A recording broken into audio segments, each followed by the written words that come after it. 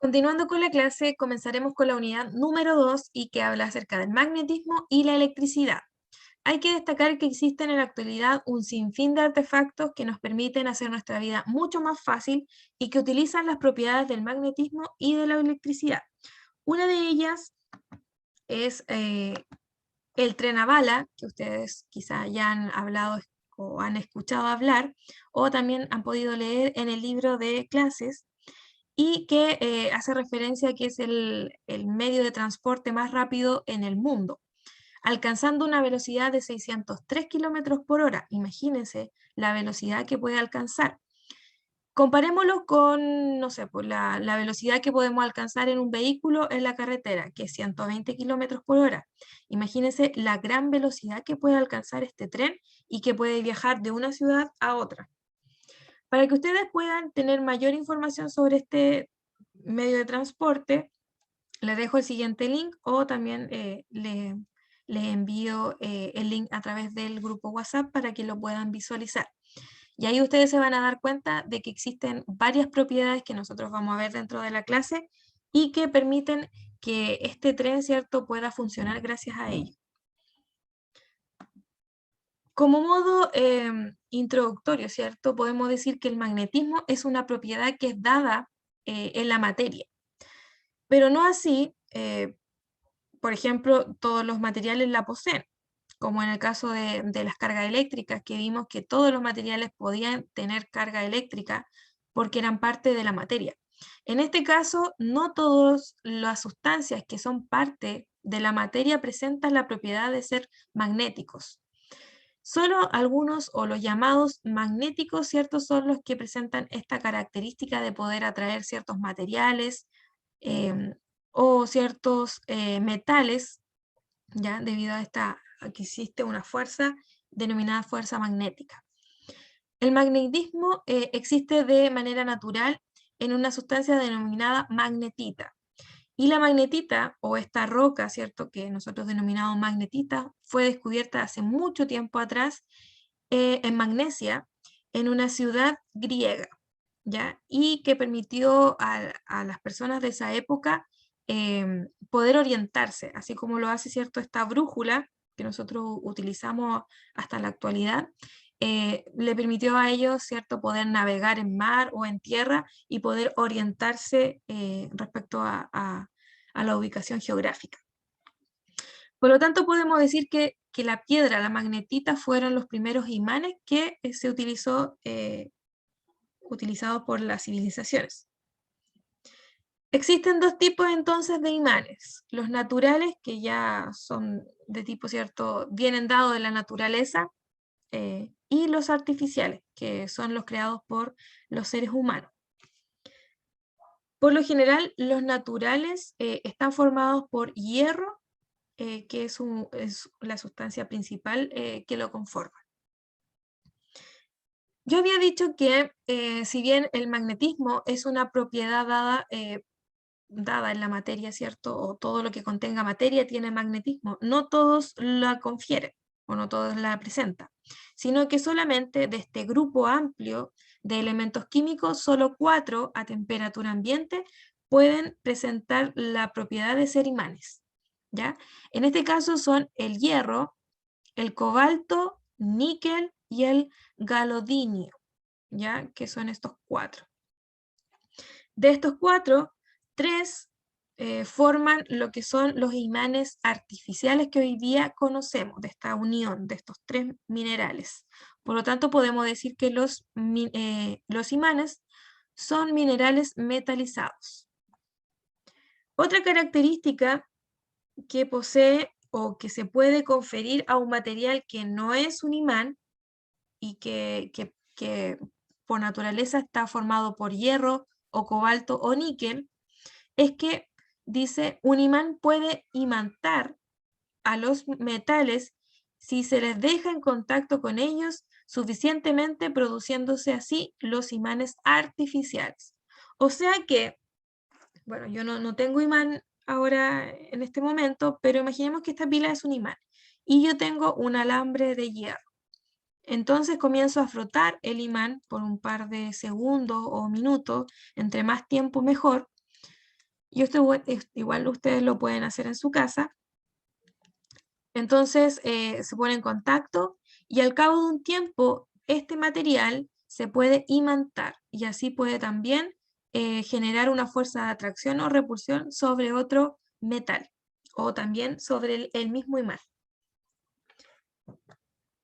Otra característica que tienen los imanes es que presentan dos polos. Como ustedes se pueden dar cuenta acá, existe un polo que se denomina norte y un polo que se denomina sur, ¿ya?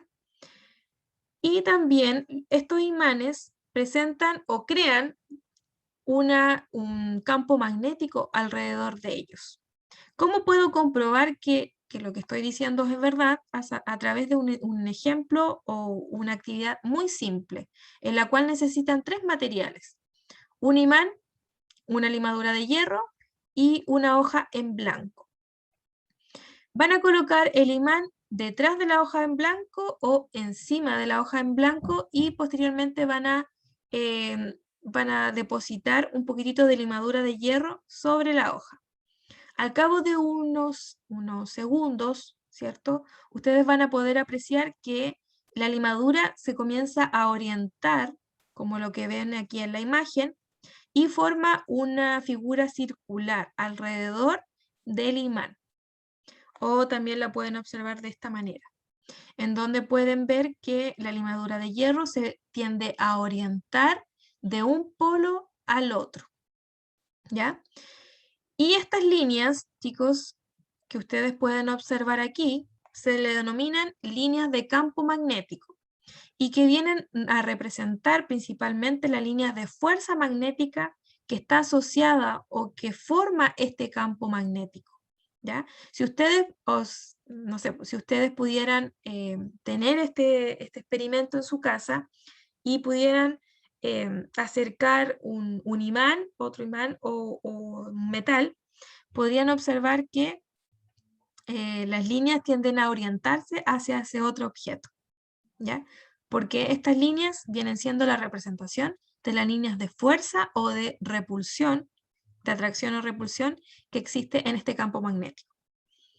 Por lo tanto, podemos decir que un imán, no importa si es natural o si es artificial, va a generar un campo magnético, ya como el que vemos aquí en la imagen, que sale del polo norte y se dirige al polo sur. Siempre el movimiento es de norte a sur, ¿ya? Así es el movimiento de estas líneas de campo. En otras palabras, podemos decir que el campo magnético es una región, ¿ya? Del espacio donde existen fuerzas magnéticas que están asociadas a este campo magnético, ¿ya? Y estas fuerzas pueden ser de atracción o de repulsión. Como vemos acá, en los mismos casos, ¿cierto? En el caso del imán natural y artificial, acercamos un par de clics y estos se adherieron a estos dos imanes, ¿ya? Por lo tanto, podemos decir que aquí existió una fuerza de atracción hacia los clics. Y esta propiedad de poder acercar ciertos materiales o ciertos metales es que se denomina magnetismo. Cuando nosotros tenemos o acercamos dos imanes y estos dos imanes presentan en los extremos que se van a juntar polos diferentes, entre ellos va a existir una fuerza de atracción. Me explico. Cuando yo tengo un imán, ¿cierto? Y voy a acercar el extremo norte con el extremo sur del otro imán, se genera una fuerza de atracción. ¿Por qué? Porque polos diferentes se atraen. Lo mismo que ocurre con las cargas eléctricas. Pero si yo acerco el extremo norte de un imán con el extremo norte del otro imán, va a existir una fuerza de repulsión. Y lo mismo ocurre si yo acerco la parte sur con la parte sur del otro imán, se van a tender a alejar. Por lo tanto, no podemos decir que estas fuerzas magnéticas de atracción o repulsión actúan a distancia también, ¿cierto? Y nosotros ya lo hemos visto en diferentes experimentos o acciones que nosotros mismos podemos hacer diariamente. No sé, acercamos un imán a un metal y podemos sentir que el metal se siente atraído al imán, pero no necesariamente esa fuerza de atracción se ejerce cuando están los dos en contacto, sino que pueden estar a una distancia tal que se puede percibir la fuerza de atracción, ¿ya? O también, ¿cierto? Tenemos que destacar que si nosotros alejamos a una cierta distancia estos dos objetos, el imán con el metal, podemos decir que la fuerza de atracción o repulsión que se genera llega a un tal punto en que se va a anular, ¿ya? Porque existe una distancia tal que en la cual no se pueda sentir la magnitud de la fuerza. No sé si han escuchado hablar que el planeta Tierra se comporta como un gran imán. Bueno, esta frase es correcta, ya que nuestro planeta sí funciona como un imán, ¿ya? Y en el cual también, como lo haría cualquier imán, presenta dos polos, un polo sur y un polo norte. Eso sí, no podemos confundir el polo sur magnético con el polo sur geográfico, porque no estamos hablando de la misma cosa. Si ustedes se dan cuenta y nos enfocamos principalmente en el planeta, podemos darnos cuenta que el polo norte está ubicado en esta región. El polo norte geográfico está aquí arriba y el polo sur geográfico está acá abajo, y aquí está nuestro país, Chile. Si ustedes se dan cuenta, el polo o el imán funciona de otra manera, se invirtió, ¿ya? Y el polo sur magnético está ubicado o se acerca al polo norte geográfico. En cambio, el polo norte magnético está más cerca del polo sur geográfico, ¿ya? Es diferente. Gracias a que existe este tipo de imán, ¿cierto? Esta característica de nuestro planeta es que nosotros podemos utilizar lo que denominamos como brújulas y que nos permiten orientarnos. O también podemos utilizar los satélites que ya son mucho más precisos que la brújula. Pero que en su momento la brújula, como ya les mencioné, existe hace mucho tiempo y que permitía a los navegantes, ¿cierto?, poder orientarse en el planeta. Si ustedes se dan cuenta, el campo magnético que se genera en nuestro planeta va de norte a sur, ¿ya? Entonces, la línea de fuerzas magnéticas salen del polo norte y se dirigen al polo sur. Si nosotros acercamos entonces o tratamos de ubicarnos en una brújula, en qué ubicación estamos, la brújula siempre va a apuntar de norte a sur, ¿ya? Si nos ubicamos aquí en Chile, en nuestro planeta, quizás en nuestro país, acá, la brújula siempre va a indicar el norte hacia el sur magnético y el sur de la brújula va a indicar hacia el norte magnético, ¿ya? Porque sigue un patrón, ¿ya? Un cierto patrón en sentido del campo magnético. Para poder entender este concepto y los anteriores, los invito a realizar la actividad de la página 55 y 56 de su libro. Ahí van a poder entender un poco más lo que ya hemos tratado. Ya. Hasta el momento, ¿cierto? Hemos visto que la propiedad del magnetismo es muy importante, ya que nos permite ubicarnos, ¿cierto?, en una brújula, permite también otorgarle esta característica a ciertos metales, ¿cierto?, al frotarlos con ellos, pero no todos los materiales presentan esta característica. Hace mucho tiempo atrás existieron numerosos científicos que empezaron a trabajar justamente con el tema de la electricidad y el magnetismo. Y uno de ellos es Hans Hørsted, quien pudo reconocer la relación que existía entre la electricidad y el magnetismo.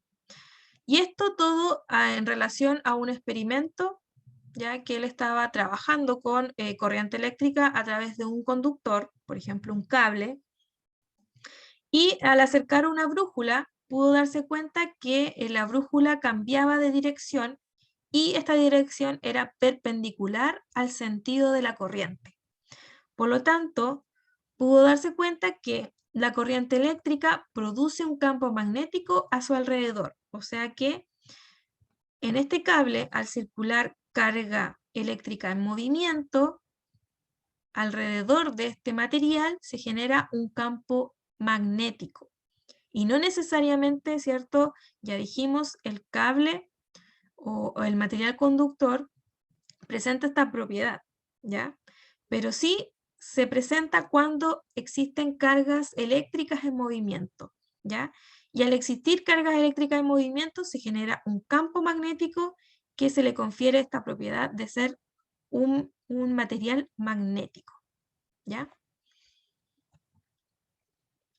Para poder representar la dirección del campo magnético, o también, ¿cierto?, de la corriente, podemos hacer el siguiente ejercicio. Miren, tenemos un conductor, imagínense que este es un conductor, un cable de cobre, y por este cable va a circular corriente eléctrica, ¿ya? La corriente eléctrica va a ir de este punto hacia acá, va a fluir en esta dirección.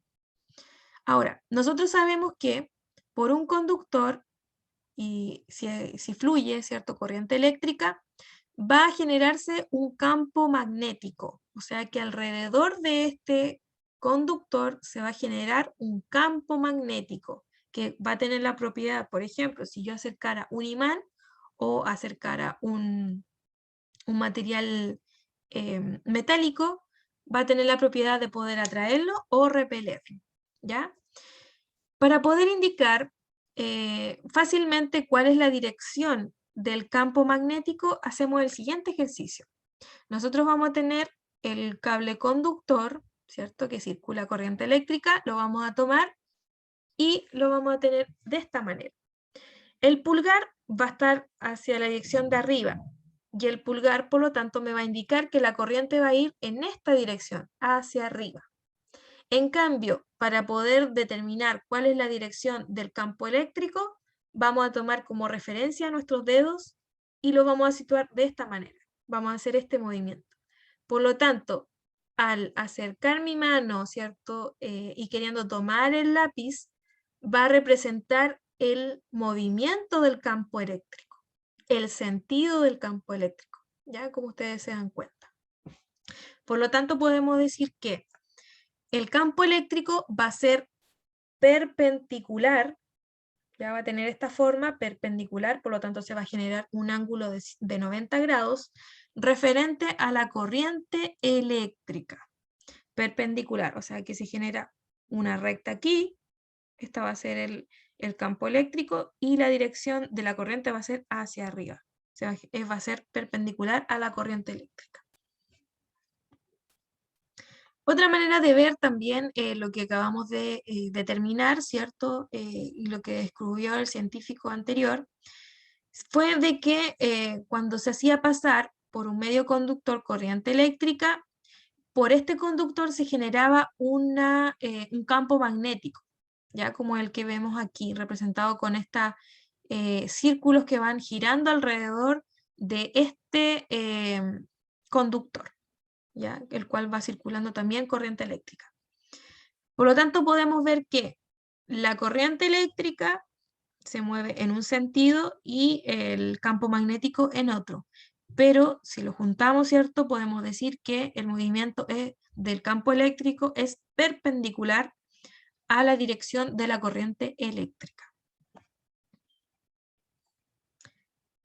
Ya. También nosotros podemos decir que si tenemos una bobina, perdón, o selenoide, que principalmente la bobina es cable de cobre principalmente enrollado en sí, ¿ya? Que puede estar sobre un cilindro, puede estar enrollado en un cilindro o también así al aire. Esto vendría siendo una bobina y por esta bobina va a circular corriente eléctrica. Si nosotros pudiéramos ver, ¿cierto? También podríamos decir que por esta bobina circula o se genera un campo magnético, ¿ya? Al igual que el caso anterior, que más bien lo observamos a través de un cable a largo, ahora vamos a enrollar ese cable y vamos a generar una bobina y vamos a ver que también se genera un campo magnético, pero va a ser diferente la disposición de este campo. Como ustedes pueden darse cuenta, el campo magnético está más concentrado dentro de la bobina, ¿ya? Las líneas de fuerza están más concentradas adentro que afuera, ¿ya? Por lo tanto, podemos decir que el campo magnético fluye al mismo eje por donde circula la corriente o la bobina, ¿ya? También podemos generar un campo magnético al crear electroimanes. ¿Cómo generamos un electroimán? Bueno, también necesitamos una bobina. ¿Ya? Recuerden que la bobina es principalmente un cable de cobre que está enrollado, vuelvo a repetir, y que está unido a una fuente de poder. Por lo tanto, por aquí circula corriente eléctrica.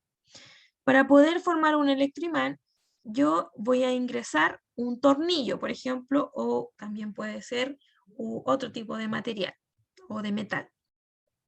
Y voy a hacer circular una corriente eléctrica. Como ustedes pueden darse cuenta, por todo el material del tornillo o del metal, ¿cierto? Se genera ahora o se magnifica el campo magnético, ¿ya? Ahora no está centrado tan solo en la bobina, sino que ahora se puede apreciar que ahora está en todo el electroimán, ¿ya? Si yo pudiera acercar nuevamente un imán o otro metal a este tornillo o metal, ahora sí tiene la propiedad de poder atraer o repeler al metal. Pero si yo lo dejo, si yo hubiera analizado el comportamiento de este tornillo anterior a haberlo sometido a esta bobina, podríamos darnos cuenta que no tiene mayor fuerza de atracción o repulsión hacia un metal de su mismo origen, ¿ya? Por lo tanto, podemos decir que el tornillo quedó imanizado, ¿ya? Imantado.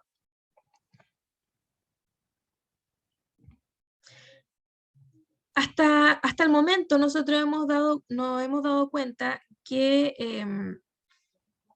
¿cierto? A través de la corriente eléctrica podemos generar un campo magnético con los ejercicios que ya hemos visto. Pero ahora la pregunta es si a partir del campo magnético yo podré generar corriente eléctrica. Bueno, esta pregunta se la hizo Michael Faraday, ya en su época, en la cual también quiso ir más allá de lo que descubrieron los otros científicos y quiso determinar si el campo magnético de un imán puede generar corriente eléctrica. Y llegó a la conclusión que sí, que se puede generar corriente eléctrica, como lo que vemos acá, en donde tenemos nuevamente un material conductor que puede ser cobre, que es este aro, tenemos un imán, y el cable de cobre lo vamos a conectar a un amperímetro, que va a medir el amper de la corriente eléctrica.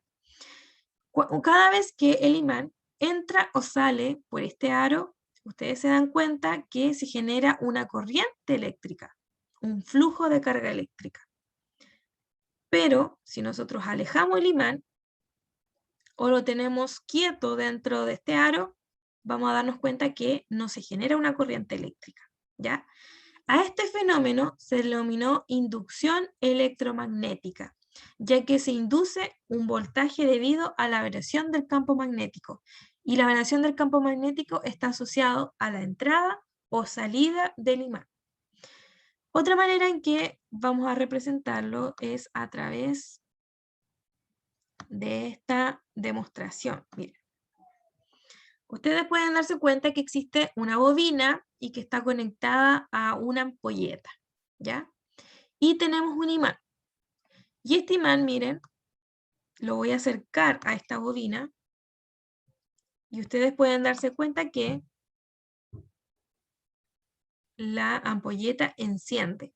Por lo tanto, esta entrada y salida o este movimiento del imán por la bobina genera una corriente eléctrica, ¿ya?